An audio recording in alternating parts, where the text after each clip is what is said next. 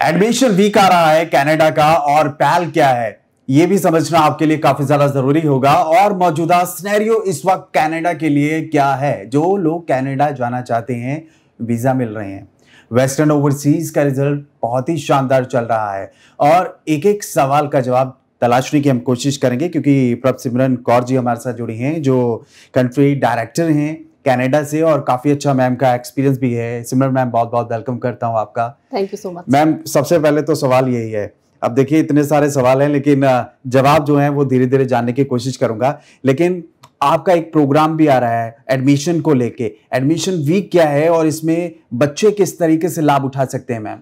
Sir, अगर मैं admission की बात करूं तो हम ये क्लब करके कर रहे हैं कनाडा यूएस एडमिशन वीक, जिसका डेट रहेगा 15th ऑफ अप्रैल से 20th of April in all the western overseas branches. तो कोई भी स्टूडेंट जिसने अभी रिसेंटली अपना ग्रेड 12 कंप्लीट किया है, विजिट कीजिए। जिसने ग्रेजुएशन किया है, विजिट कीजिए हमारी किसी भी ब्रांच में, और वो ये लाभ उठा सकते हैं कि इनिशियल जो हमारे चार्जेस रहेंगे वहां पे 50% का वेवर रहेगा। तो आप इनिशियली रजिस्ट्रेशन डिपॉजिट देके अपना एप्लीकेशन स्टार्ट करा सकते हैं। जो भी अवेलेबल इनटेक्स हैं, अगर हम लोग बात करें कनाडा में रोलिंग इनटेक्स चलते हैं सर, तो जुलाई इनटेक की applications are going on, September intake की एप्लीकेशंस आर गोइंग ऑन। तो एप्लीकेशंस आपका ऑन स्पॉट हम लोग असेसमेंट करेंगे।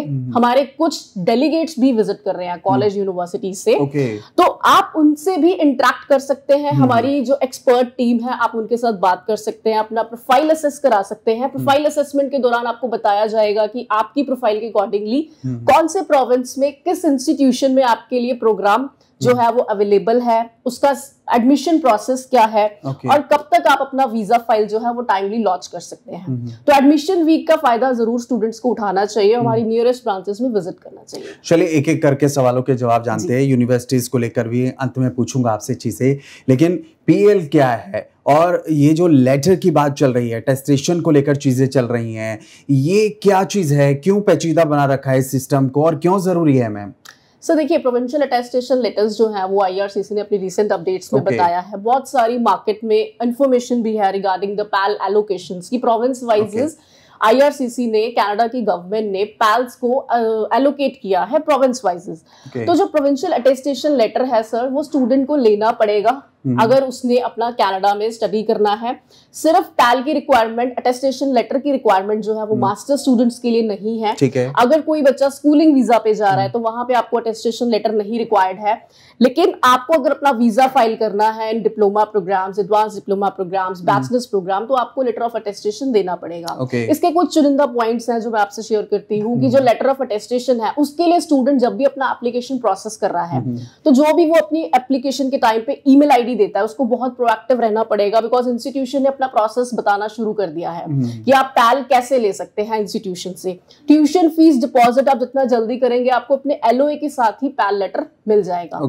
तो पैल लेटर जो है, it is a very important document right now, जो 31 मार्च तक इंस्टीट्यूशंस के पास आ गए हैं। इंस्टीट्यूशंस ने देना स्टार्ट कर दिया है और स्टूडेंट्स डेली बेसिस पे अपनी वीजा फाइल्स जो है वो लॉन्च कर रहे हैं फॉर द अपकमिंग इनटेक। कौन कौन से लेवल के लिए जरूरी होगा, ये क्यों जरूरी है? जैसे कि कैपिंग की बात हुई थी, ठीक है, कनाडा में कैपिंग की बात हुई थी, तो कैपिंग होने के बाद जो बच्चा बैचलर्स में जाना चाहता है, जिस बच्चे ने डिप्लोमा में जाना है, जिस वैसे मैंने आपको बताया कि अंडरग्रेड स्टूडेंट्स को ये letter of attestation PAL letter लेना जरूरी है।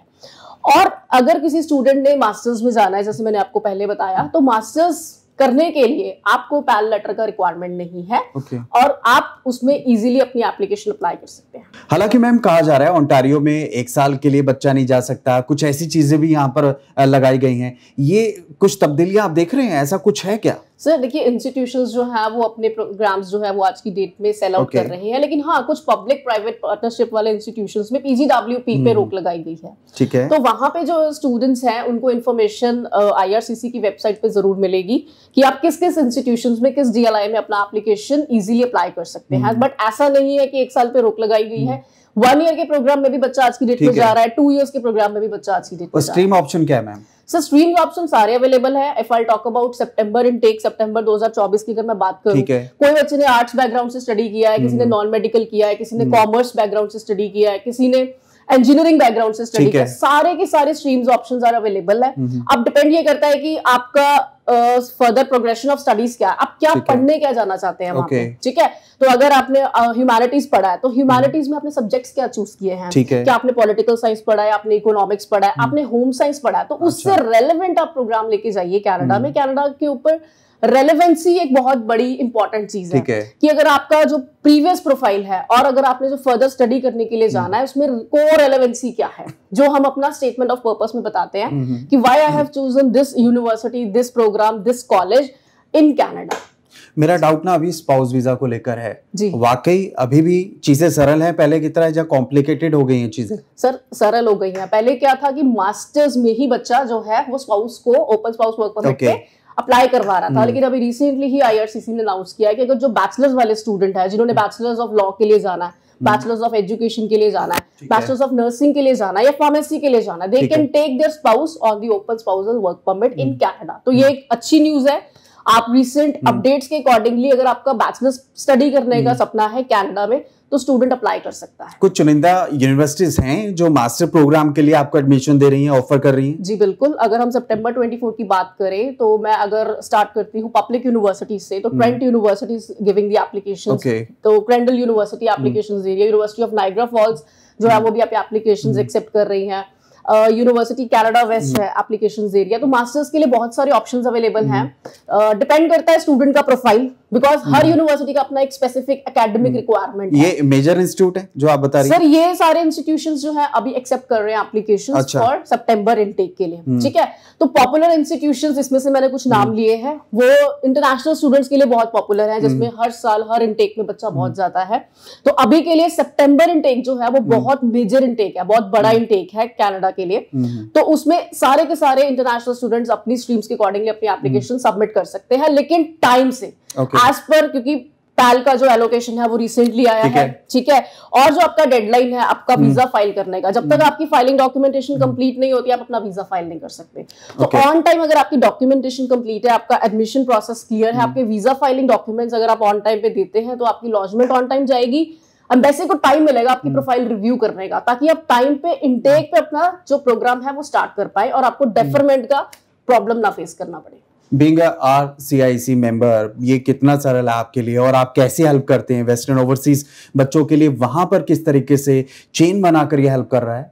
Sir starting from the application process we have the team of experts जो गाइड करते हैं, प्रोफाइल असेसमेंट करते हैं। प्रोफाइल असेसमेंट के बाद जैसे मैंने बताया प्रोग्राम के बारे में बताया जाता है, उस प्रोग्राम को करने की ग्रेजुएट एम्प्लॉयमेंट अपॉर्चुनिटीज क्या है उसके बारे में बताया जाता है।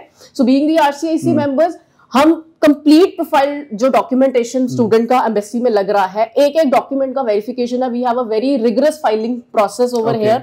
स्टेटमेंट ऑफ पर्पस में हम स्टूडेंट्स को गाइड करते हैं कि आपको स्टेटमेंट ऑफ पर्पस में क्या प्रेजेंट करना है in front of the high commission, and सब प्री डिपार्चर सर्विसेज हमारी रहती है और पोस्ट लैंडिंग सर्विसेज भी हम कनाडा में देते हैं स्टूडेंट्स को। बहुत बहुत धन्यवाद मैम आपका। तो मैम ने बहुत ही शानदार तरीके से आपको समझाया, बताया कनाडा के लिए अब क्या ऑप्शन होने वाला है, क्या कुछ चेंजेस हैं, सिनेरियो क्या है। फिर भी कुछ सवाल हैं तो आइए, आप कंट्री डायरेक्टर हैं, एक्सपीरियंस है मैम का और वेस्टर्न ओवरसीज तो है ही भरोसेमंद। नमस्कार।